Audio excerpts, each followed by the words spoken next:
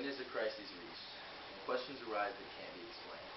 This is a quote by Capstone, and I chose to put this into my presentation just because of how it ties in the mysteries that are associated with crises. My name is Brennen Hennings, and today I'll be giving you guys my Capstone presentation, which is the campaign analysis of the Malaysian Airlines catastrophe. Okay, we're going to start off with an introduction. Basically, as I said, I'm going to be giving you guys an analysis of the My Ultimate Bucket List campaign, which was put on by Malaysian Airlines in 2014 after their twin airplane catastrophe. The relevancy, why this is important. This is important because it goes to educate us on the do's and the don'ts of the public relations field and industry. So, to preview my main points. First off, I will be providing my reasons for my interest in this project. I will offer a detailed description of my project. I will share highlights from my work. I will discuss lessons that I learned from this effort, and I will reflect on my readiness for the project and outline my future plans. Alright, so reasons for interest. To start off, there were two main courses that I took here at Capital that really kind of piqued my interest into this topic, and those were PR 464, which was programs and campaigns. Obviously, this is a campaign, and that kind of just went to show me what a campaign and a program looked like, what it was, what made them up. And then PR 365, which was event planning, and that was more like it included all of the minuscule details and stuff like that that goes into actually putting on an event / campaign. So those were two of the main reasons. Secondly, I had some personal reasons. First off, the conspiracy theory aspect of it. Conspiracy theories kind of revolve heavily around this entire tragedy, so that kind of piqued my interest personally. And then also travel. I've had the opportunity to travel to some pretty cool places. Mexico, England, Brazil, Jamaica. Those are some places off the top of my head I was able to travel to at a young age via airplane. So that was another reason why I decided to go ahead and do this. And then professionally, this was ranked among the top 3 worst campaigns in the history of campaigns. So that piqued my interest as well.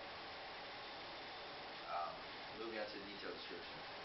Basically, well, first I'm going to address my faculty sponsors.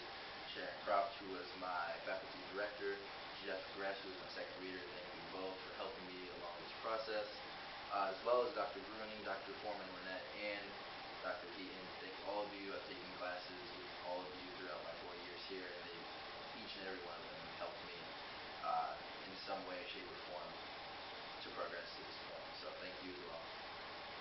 Moving back onto the detailed description, my project was a 16-page, 10-citation paper in the form of an analysis.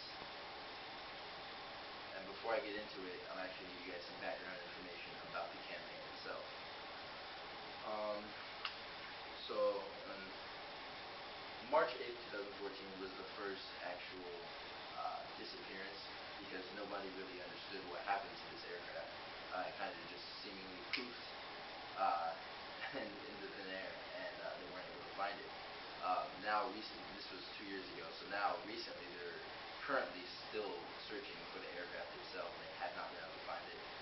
They have found parts spread throughout the Indian Ocean, so they're guessing that it's somewhere at the bottom of the Indian Ocean, but they're still looking. So, March 8th, 2014, from Kuala Lumpur to Beijing, China, 239 passengers on board, and that aircraft just disappeared. Flight 17, July 17th, 2014, it was actually going from Amsterdam to Kuala Lumpur, and it was shot down over the border of Russia and, off the top of my head, if I can remember, Ukraine, by pro-Russian separatists. So that flight went down, and I'm not sure exactly what was done or if anybody was actually arrested for this, but there's 298 people on board, and that brought the total to 537 lives lost, which is a very big number. This tragedy, twin tragedy, was huge and made global news everywhere. So what was the response to this crazy accident? That would be the My Ultimate Bucket List campaign or contest. I don't know who came up with the name, but I'm sure they're fired. Basically what this was, I'll just read an excerpt from this is a picture of the actual contest itself, and it says, "What and where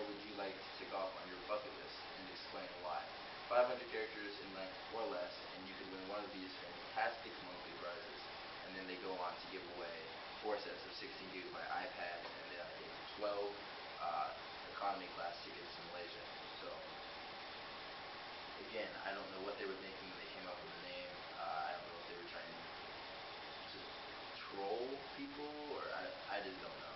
It was a very harebrained decision, especially with the bucket list part. So, and many people voiced their opinion about this on Facebook, Twitter, all kinds of social media. Just the negativity was crazy. The lashback was huge, and the company definitely felt it. But back to moving on to the detailed description.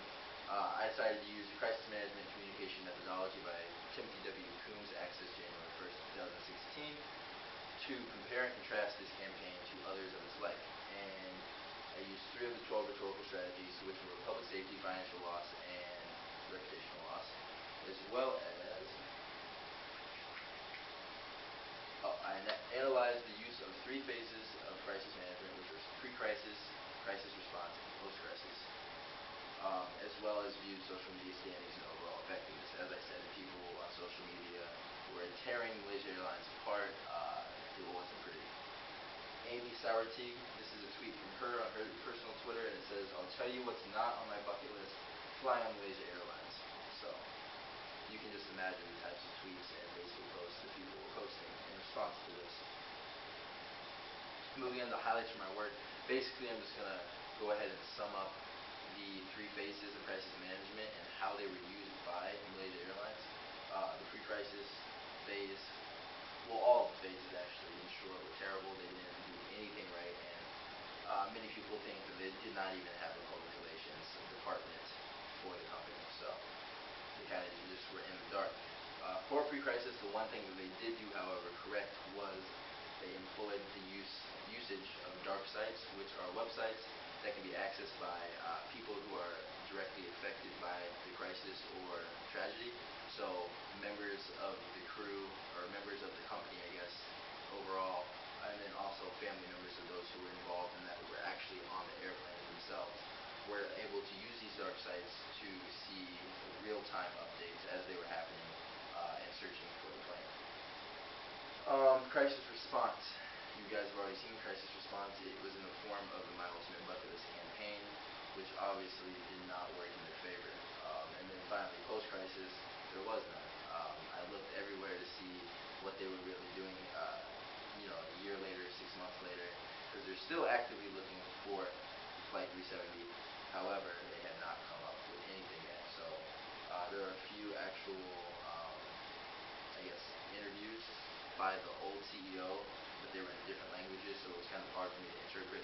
But it doesn't really matter because of the misleading information which the old CEO gave, and just the whole mess that they called their crisis response, the company went bankrupt, and you'll see that in a second. So financially, the company lost $230 million in 2014, which I was surprised there wasn't more. Their stock plummeted by 20%, and ticket sales dropped 33% globally, which is a ton. 20,000 terminations were made, which ultimately ended up in bankruptcy for the company. They lost everything and shut down.